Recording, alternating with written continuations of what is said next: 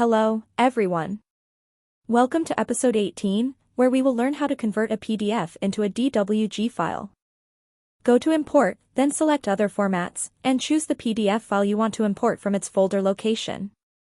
Click Open. You do not need to change any settings here.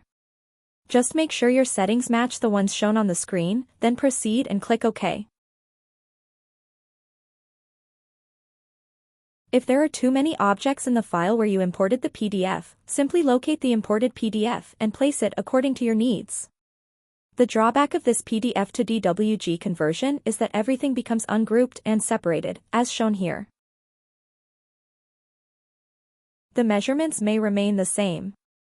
For example, if I check the dimensions, they still appear correctly in a grouped manner. However, since this plot was converted from a PDF, the objects become ungrouped. I hope this helps. Thank you.